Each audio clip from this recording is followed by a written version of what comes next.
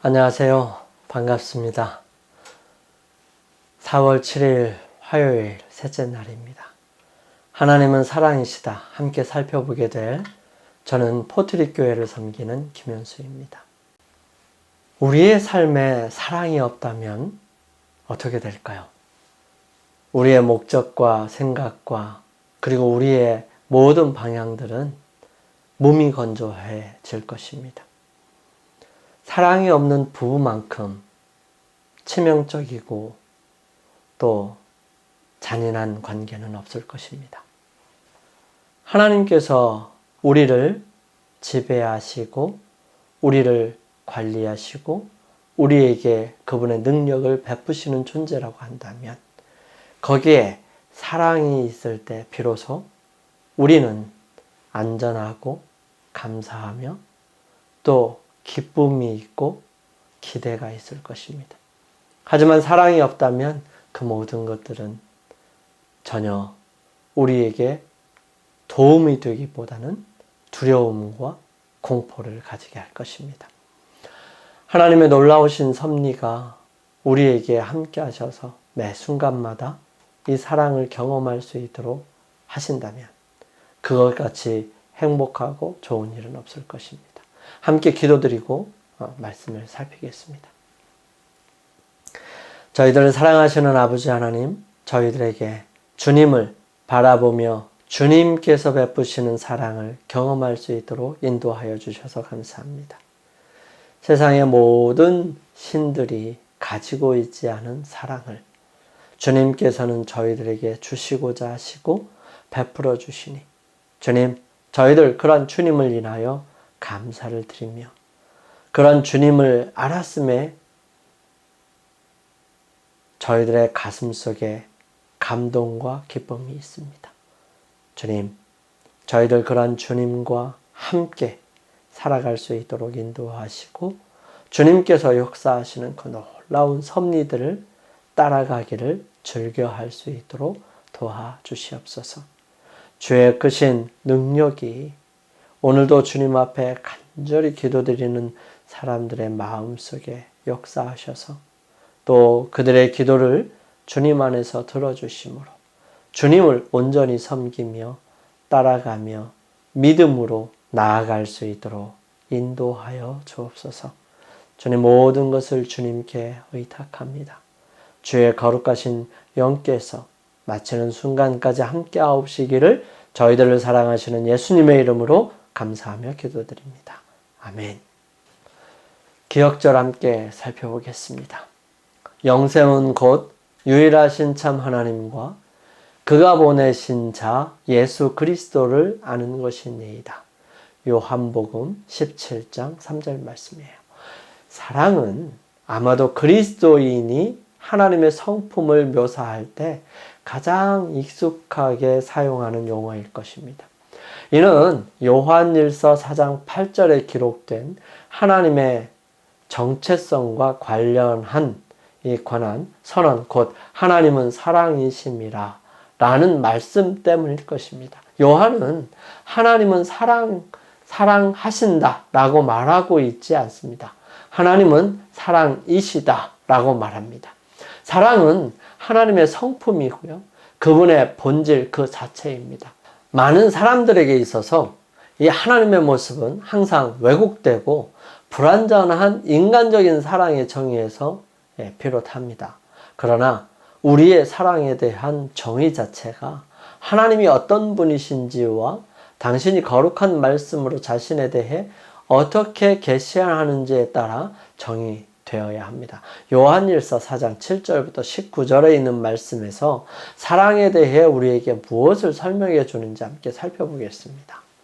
사랑하는 자들아, 우리가 서로 사랑하자. 사랑은 하나님께 속한 것이니 사랑하는 자마다 하나님으로부터 나서 하나님을 알고 사랑하지 아니하는 자는 하나님을 알지 못하나니 이는 하나님은 사랑이심이라.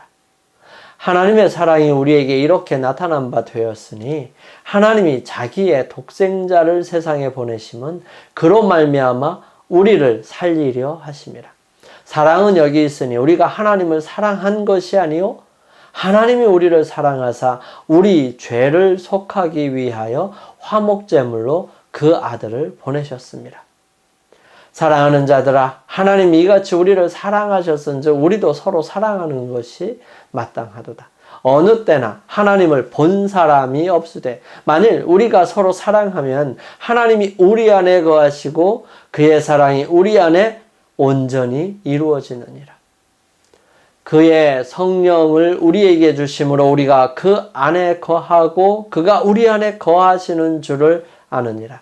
아버지가 아들을 세상에 구주로 보내신 것을 우리가 보았고 또 증언하노니 누구든지 예수를 하나님의 아들이라 시인하면 하나님이 그의 안에 거하시고 그도 하나님 안에 거하느니라. 하나님이 우리를 사랑하시는 사랑을 우리가 알고 믿었노니 하나님은 사랑이시라. 사랑 안에 거하는 자는 하나님 안에 거하고 하나님도 그의 안에 거하시느니라. 이로써 사랑이 우리에게 온전히 이루어진 것은 우리로 심판날에 담대함을 가지게 하려 함이니 주께서 그러하심과 같이 우리도 이 세상에서 그러하니라. 사랑 안에 두려움이 없고 온전한 사랑이 두려움을 내쫓나니 두려움에는 형벌이 있음이라. 두려워하는 자는 사랑 안에서 온전히 이루지 못하였느니라. 우리가 사랑함은 그가 먼저 우리를 사랑하셨습니다. 요한일서에서 하나님 안에 거하라는 거듭되는 권면에서 볼 수 있듯이 하나님의 사랑은 완전하고 자유로우며 매우 관계적인 특성을 가지고 있습니다. 하나님이 우리를 사랑하시는 사랑을 우리가 알고 믿었노니 하나님은 사랑이시라. 사랑 안에 거하는 자는 하나님 안에 거하고 하나님도 그의 안에 거하기 때문입니다. 하나님은 사랑이십니다. 헬라어 구문을 번역해서 나타낸 것처럼 하나님과 사랑을 동등하게 하지 않습니다. 오히려 사랑은 하나님의 본질적 특질 또는 태도로 설명합니다. 사랑하지 아니하는 사람은 하나님에 대한 지식이 결핍되었다는 이 결정적인 증거가 하나님은 사랑이심이라 라는 구절에 포함되어 있습니다. 사랑하지 않는 자는 하나님의 본성 가운데 있는 기본적인 특성을 개인적으로 알고 있지 못함을 증명하는 것이지요. 이게 단순하지만 장엄한 진술에서 요한은 그리스도교 신앙의 정점에 도달합니다.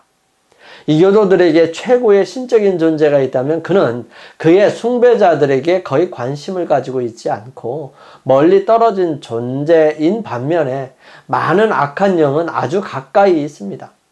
그래서 그들은 하늘의 하나님을 무시하고 악마들을 달래려고 합니다. 어떤 동방 종교들에서는 하나님이 인간의 필요에 무관심한 만요한 정신이기 때문에 인간이 우주적 비존재 가운데 무에 이르는 것에 소망이 집중되어 있습니다. 면목상의 그리스도인들 역시 모두 너무나 자주 하나님을 기도나 참회 또는 그분의 아들의 탄원으로 달랠 필요가 있는 성난 폭군으로 보고 있죠. 고대 유대인들은 때때로 하나님을 그 자신의 백성만을 아끼는 부족신으로 잘못 생각하기 때문에 그들은 그분을 그들 자신의 이기적인 야망과 잔인성이 확대된 형상을 지니고 있는 듯이 생각했던 것입니다. 그들 중에 가장 뛰어난 자들은 거룩한 기록들에 제시된 하나님을 발견했지만 자주 그들은 하나님의 본성에 대한 참된 이해를 얻는 데 실패했습니다.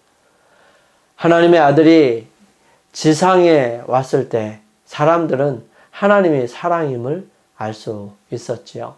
하나님이 사랑이라는 것은 계시인데 이는 사람들이 그들 스스로 그 사실을 결코 발견할 수 없기 때문입니다. 이 계시는 인간의 복리에 가장 중요한 것입니다. 하나님이 영이라는 것이 중요하지만 그것은 우리가 그러한 존재와 행복한 관계를 누릴 수 있는 가능성에 대하여는 아무것도 말하지 않습니다. 하나님은 빛이시라. 이것은 지적으로 납득이 될 수 있지만 모든 것에 순결하고 모든 것을 감찰하시는 하나님에 대한 생각이 위안이 되기보다는 두려움을 가져올 수 있는 것은 우리의 됨됨이에 비춰볼 때 그렇습니다. 그러한 하나님이 우리에게서 어떤 선한 것을 찾을 수 있을까요? 하지만 하나님이 사랑임을 우리가 알게 될 때 두려움은 신뢰로 대체되고요.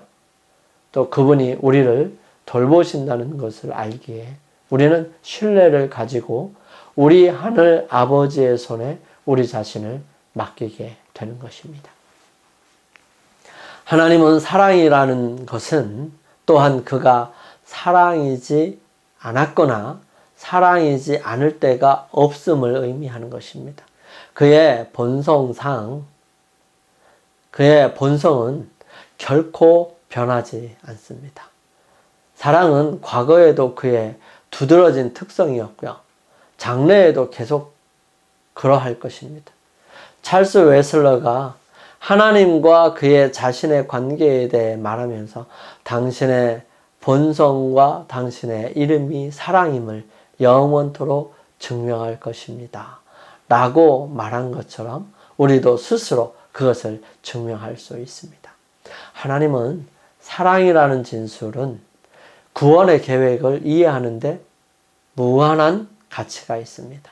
오직 하나님의 사랑만이 그분의 피조물들에게 자유의지를 주며 죄가 타락한 사람들뿐만 아니라 하나님과 천사들에게도 가져다 준 고통이 초래되는 위험을 감수할 것입니다. 오직 하나님의 사랑만이 그들 자신의 길을 자유롭게 가는 자들에게서 기꺼이 자원하는 섬김을 받는데 관심을 둘 것입니다.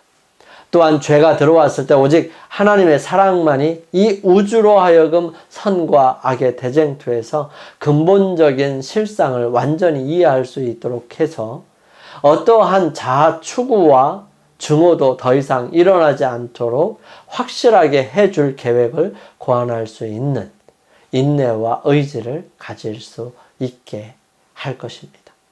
죄에 대항한 전쟁에서 참된 사랑인 하나님은 진리와 사랑만을 사용할 수 있는 반면 사단은 교활한 거짓말과 잔인한 폭력을 사용하지요. 오직 하나님의 사랑만이 그 아들로 먼저 그의 지상 생애와 죽음 그리고 부활을 통해서 죄와 죄의 건세로부터 인류를 구속한 후에 새롭고 죄 없는 인류의 머리가 되는 것을 가능하게 할 계획을 완전하게 할 수 있습니다.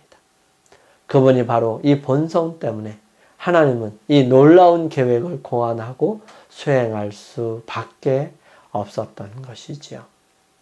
하나님은 사랑이시고 그분은 우리가 사랑하고 사랑을 갈망하도록 당신의 형상대로 창조하셨습니다. 이 사랑을 나타내는 가장 중요한 히브리어 단어는 헤세드이죠.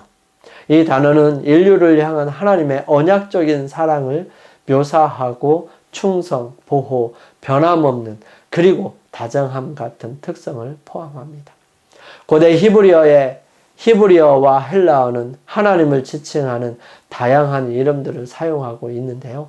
그 이름들은 하나님의 아름다운 성품의 여러 측면들을 보여주고 밝혀줍니다. 여기 두 가지 예를 한번 들어볼까요? 아도나이, 영원히 다스리시는 만물의 주님, 언약과 관계된 이름입니다.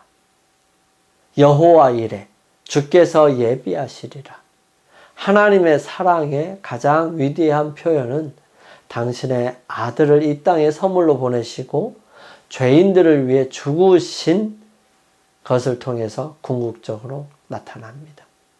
하나님은 이 선물을 인류에게서 거두실 수도 있지만 당신의 관대하고 강하며 지극히 이타적인 사랑 때문에 예수님을 이 땅에 보내셨지요. 이는 우리를 대신 당신의 대속의 죽음을 통해 드러난 그분의 사랑에 자유롭게 응답할 수 있도록 하기 위함이었습니다. 예수님은 죄가 우리와 하나님 사이에 가져온 이 단절을 연결해 주셨을 뿐만 아니라 하나님의 완전한 사랑의 본성을, 사랑의 성품을 보여주시고 또한 모든 사람을 당신에게로 이끌기 위해 우리에게 오셨습니다. 십자가에서 비추는 것은 하나님의 사랑을 드러냅니다.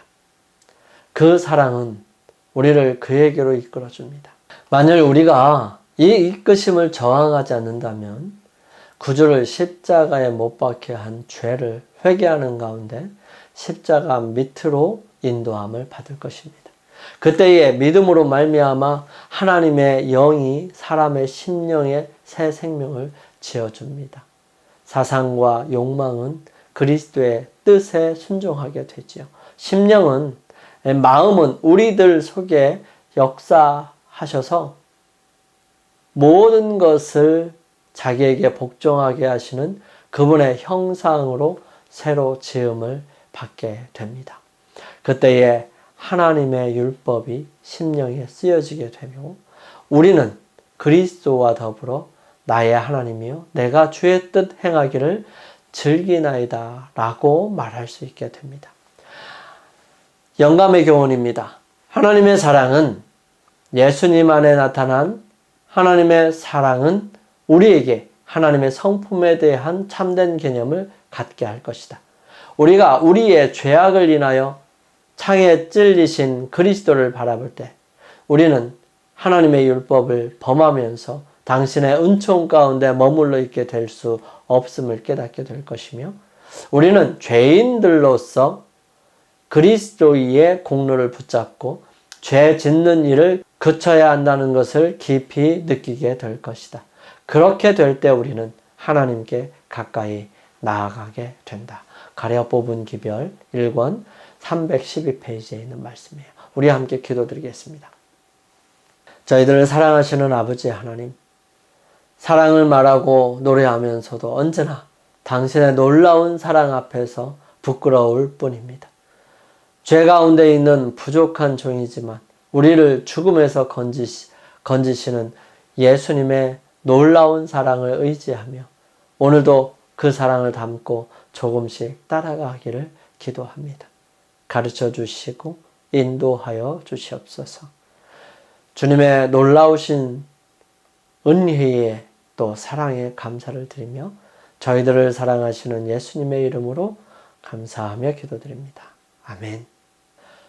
우리 오늘 하루를 주님 안에서 승리하기 위하여 주님 앞에 나아가는 시간을 갖겠습니다. 저는 내일 아침 이 시간 다시 찾아뵙겠습니다. 감사합니다.